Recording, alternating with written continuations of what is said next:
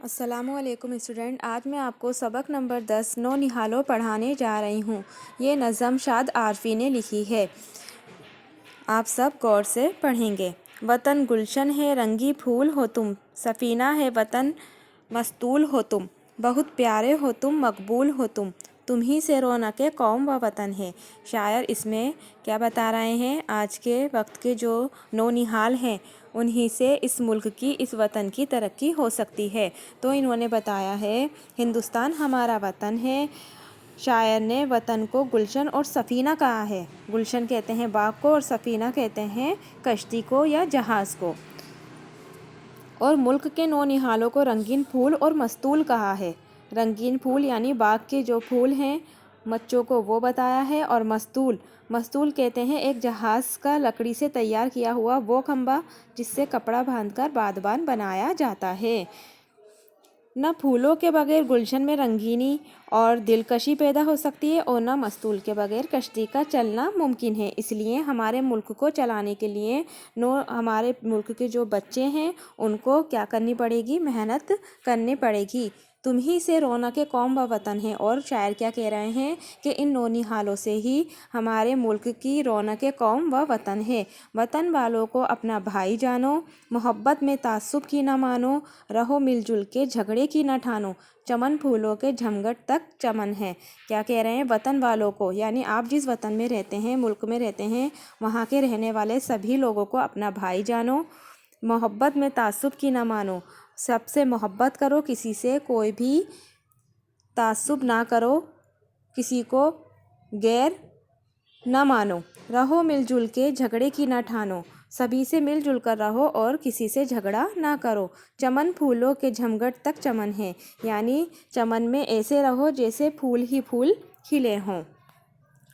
ضعیفوں کو سہارا دو سنبھالو، غریبوں کی مدد کر کے دعا لو، کوئی فرقہ ہو سینے سے لگا لو۔ کیا کہہ رہے ہیں؟ اگر کسی ضعیف کو تم دیکھتے ہو تو اس کا سہارا بنو، غریبوں کی مدد کر کے سبھی سے، اپنے سے بڑوں سے دعا لو، کوئی فرقہ ہو یعنی کوئی قوم ہو، کوئی مذہبی فرقہ ہو یعنی ہندو مسلم سکھ عیسائی کوئی بھی ہو، ان کو اپنے سینے سے لگا لو، کوئی تعصب نہ کرو، چمن میں ایک جا سرو و سمن ہے۔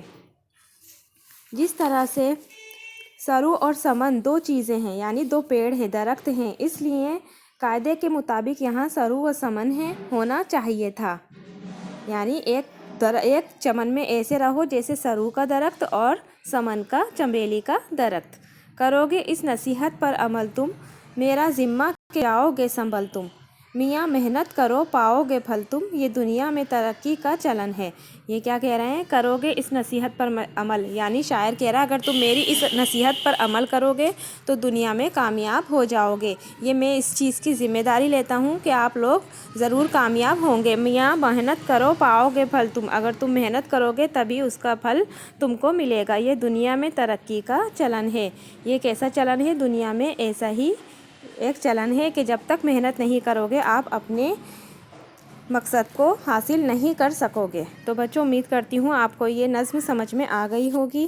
اس نظم کے الفاظ معنی آپ کو اپنی اردو کی کاپی میں کرنے ہیں، اس کے بعد میں آپ کو سوال جواب بتا رہی ہوں، وہ سوال جواب آپ کو اپنی اردو کی کاپی میں مکمل کرنے ہیں۔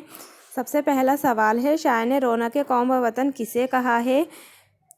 تو اس میں آپ لکھیں گے شاعر نے رونق قوم و وطن یعنی ملک کی رونق بچوں کو کہا ہے۔ میں نے اس کا جواب سامنے ہی لکھ دیا ہے۔ دنیا میں ترقی کس طرح کی جا سکتی ہے؟ سوال نمبر 2، چمن پھولوں کی جھمگٹ تک چمن ہے سے کیا مراد ہے؟ تو اس کا جواب میں نے اوپر لکھ دیا ہے۔ جواب 2، اس سے مراد ہے کہ جب تک باغ میں سارے پھول کھلتے مسکراتے رہیں گے تب تک ہی یہ باغ اچھا رہے گا، ورنہ برباد ہو جائے گا۔ اس کے بعد تیسرا سوال ہے، شاعر نے کس نصیحت پر عمل کرنے کی تاکید کی ہے؟ سوال نمبر 3 کا جواب میں نے یہاں لکھ دیا ہے۔ شاعر نے اپنی اس نصیحت پر عمل کرنے کی تاکید کی ہے کہ تم محنت کرو تو تم کو پھل ضرور ملے گا۔ سوال نمبر 4، دنیا میں ترقی کس طرح کی جا سکتی ہے؟ اس کا جواب بھی میں نے لکھ دیا ہے، دنیا میں ترقی محنت کر کے ہی کی جا سکتی ہے۔ اس کے بعد آپ کو نظم میں سے ایسے جمع الفاظ چن کر جن کے آخر میں واو اور نون گننا لگا ہو نیچے دی ہوئی جگہوں میں لکھنے ہیں۔ تو یہ میں نے لکھ دیے ہیں، پھولوں، ضعیفوں، غریبوں اور والوں۔ اس کے بعد آپ کو نیچے دیے گئے مصرعوں کو مکمل کرنا ہے. یہ میں نے آپ کو لکھ دیے ہیں، آپ کو یہاں سے دیکھ کر مکمل کرنے ہیں. اس کے بعد نیچے کچھ فعل دیے گئے ہیں، انہیں جملوں میں استعمال کرنا ہے. ان کو میں نے جملوں میں استعمال کر کے یہاں لکھ دیا ہے، آپ کو یہاں سے دیکھ کر لکھنا ہے. اس کے بعد اگلی مشق ہے، نیچے لکھے ہوئے لفظوں کا املا درست کیجیے. اس میں املا کو درست کرنا ہے، یعنی صحیح طرح سے لکھنا ہے جس طرح سے لفظ لکھا جاتا ہے. وطن، سفینہ، فرقہ، ضعیفوں، گلشن، نصیحت. تو ان لفظوں کو آپ کو صحیح کر کے لکھنا ہے. نیچے دی ہوئی تصویروں میں رنگ بھریے. یہ آپ کو تصویر دے رکھی ہیں، ان میں آپ کو رنگ بھرنا ہے. اس کے بعد بلند آواز سے پڑھیے اور خوشخط لکھیے. یہ آپ کو جو الفاظ دے رکھے ہیں، آپ کو ان کا خوشخط کرنا ہے اپنی ہی کتاب میں. اپنا خیال رکھیے. اللہ حافظ.